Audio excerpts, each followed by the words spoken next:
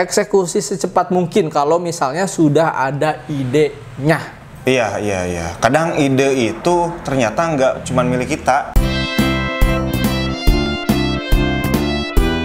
Mari ngevlog di kebun desain.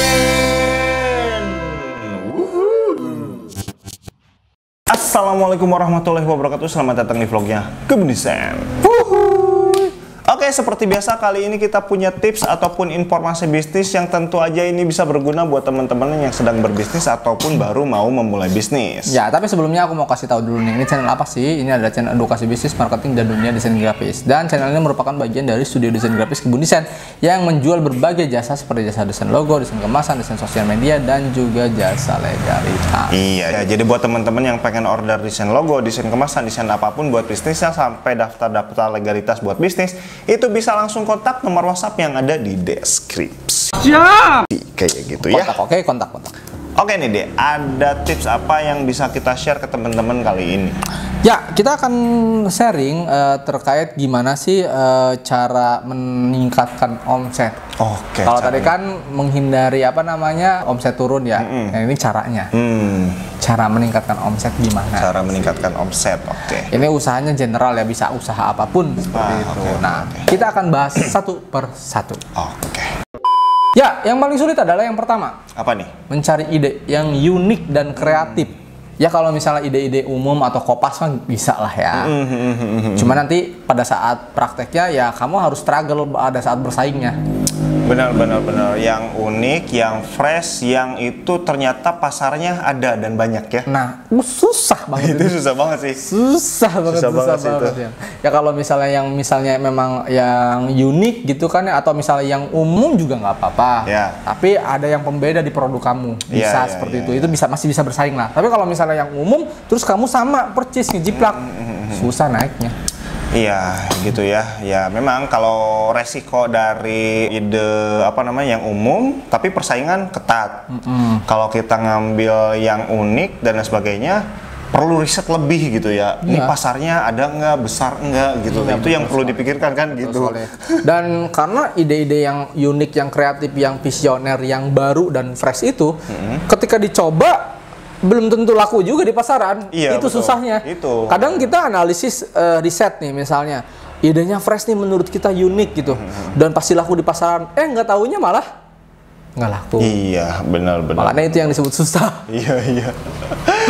Aduh, ide unik terus pasar suka itu memang mahal banget tuh. Idenya itu dan susah banget buat dapat biasanya. Iya, makanya kan kayak jasa-jasa konsultan branding, jasa-jasa konsultan ide untuk bisnis itu mahal-mahal ya karena itu biar orang-orang itu tidak menghabiskan dana untuk risetnya. Bahkan untuk branding pun mereka biar orang ketika ngelihat brand image-nya udah terkenal, logonya udah bagus gitu kan ya, dan udah kena di hati masyarakat. Misal katakanlah ngelihat logo warna merah, udah pasti ketahuan ya ini Telkomsel. Iya, betul. Gitu. Ketika kamu punya ide unik soal bisnis, mereka bisa mengarahkan ke hal-hal yang ide ini cocok buat ini nih gitu ya. Logonya pasti seperti ini. Kayak gitu. Nah, kita juga bisa memvisualisasikan yang seperti itu ya di Kebun Desain. Iya, memang itu spesialis kita ya, memvisualkan ide-ide kayak gitu. Nah, yang berikutnya adalah dari ide yang sudah kita dapatkan, misalkan ya, lakukan tindakan nyata, jangan dientar-entar idenya. Kenapa? Dalam berbisnis itu tidak ada waktu yang pas. Ngerti nggak? Ketika kamu eksekusi, nggak taunya orang lain udah ngeksekusi duluan. Makanya eksekusi secepat mungkin kalau misalnya sudah ada idenya. Iya. Kadang ide itu ternyata nggak cuma milik kita gitu. Betul sekali. Itu saya pernah mengalami itu soalnya. Iya, jadi ketika punya ide soal nama sebuah komunitas pendaki gunung, dicek di Instagram, itu belum ada. Pas dicek di yang lainnya? Pas besoknya itu saya mau bikin, ternyata udah ada yang bikin.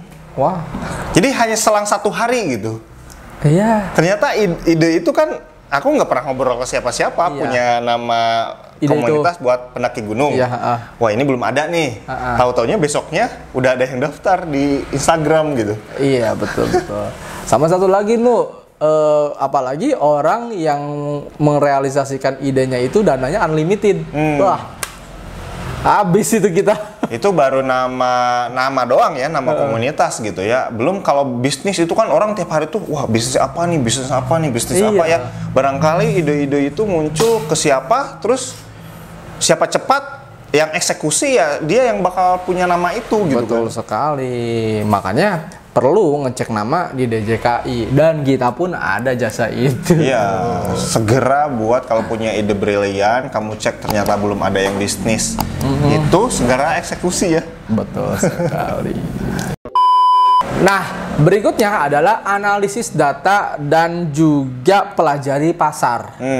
Ya, jadi ya benar sekali kalau misalnya kita mau berbisnis, ide udah ada, terus juga udah kita lakukan tindakan nyata dalam artian udah mulai mau nih berbisnisnya, udah ada planningnya. Nah, sebelum langsung dieksekusi, riset dulu pasar. Misal kamu mau jualan alat-alat bayi.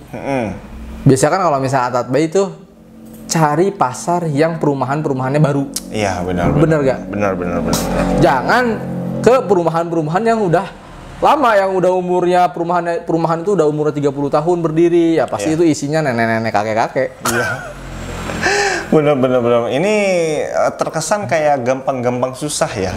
Tapi sebenarnya kalau yang lebih rumit itu lumayan agak susah ya. Susah banget. Tapi kita mah pakai yang cukup sederhana aja. Iya, contohnya tadi kalau misalnya kita mau jualan popok bayi atau keperluan bayi, ya simpelnya aja.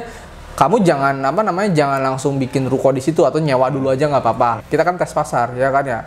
Karena kan udah nyewa misalnya di situ, nah kamu baru jualan, survei, sebar brosur dan lain-lain. Benar. Ada lagi perumahan yang baru, ya kamu buka cabang di situ. Jangan beli rukonya juga, sewa aja. Sewa dulu ya. Benar. Ya itu ya cara analisis pasar sederhana yang terlihat-lihat dulu aja gitu ya. Iya, betul. Kalau kita main data-data yang gede, yang makro gitu masih memusingkan gitu ya. Yang kayak gitu ada yang bisa dilihat oleh mata kita. Ya secara kasat mata lah. Kayak betul gitu. Sekali. Berikutnya, bangun bisnis itu bukan hanya memulai doang, tapi kamu bikin jaringan bisnisnya. Benar. Entah misalnya jualan tadi popok bayi kayak gitu kan ya. Di perumahan baru gitu kan ya. Nah, bikin arisannya misalnya. Arisan keperluan bayi misalnya gitu. Siapa yang dapat? Itu kan pasti kejual terus tiap bulannya gitu kan ya. Atau misalnya bikin kalau misal kamu punya karyawan di tempat usaha kamu, ya si karyawannya coba untuk menjaring dengan sebar-sebar brosur. Itu kan kita mulai menjaring membuat jaringan bisnis seperti itu. Iya, atau bikin komunitas bayi kayak gitu ya. Bayi-bayi lucu, cara tutorial cara pakai popok yang benar. Iya, bikin video edukasi gitu. Cara gitu ya. Buat menjaring lah kayak. Iya, buat menjaring ya. Intinya sih seperti itu kan. Di sini kan dikatakan bangun jaringan bisnis. Gitu. Nah, yang berikutnya adalah baru terakhir maintenance biasa. Di maintenance terus bisnisnya. Biar apa? Biar customernya itu nggak pada kabur. Benar. Simple seperti itu. Ya, itu dia langkah-langkah biar omsetmu cepet naik gitu ya. Mau usaha apapun, intinya adalah action maintenance. Iya. Gitu. Kayak gitu, jangan sampai punya ide udah gitu ya, nggak bakal punya gitu ya. Satu lagi, konsisten. Benar. Ya misalnya kamu belum bisa jualan tiap hari, ya stok setiap minggunya gitu. Kalau produk ya. Benar. Ya itulah ya. Kalau kamu bisnis gitu ya, cari ide yang sesuai gitu ya, yang cocok kayak gitu ya dengan pasar, dengan kamu juga kayak gitu ya. Terus eksekusi jangan dilama-lamain. Setelah eksekusi, kemudian jangan lupa juga di maintenance gitu ya. Jangan sampai udah berdiri udah aja cul gitu ya. Belum juga waktunya autopilot udah di autopilotin gitu kan. Nah, itu juga bahaya. Dan juga intinya tadi konsistensi yang terakhir itu yang paling penting. Nah, itu dia. Jika dirasa suka, jangan lupa di like, di komen, di subscribe, dan jangan lupa juga di share ke teman-teman kamu supaya nggak bingung lagi nih buat membangun bisnis kayak gitu ya. Betul sekali. Dan kalau pengen mendukung channel ini buat edukasi bisa klik tombol dolar yang ada di deskripsi kayak gitu. Oke, thank you, sampai jumpa di vlog kita selanjutnya. Bye.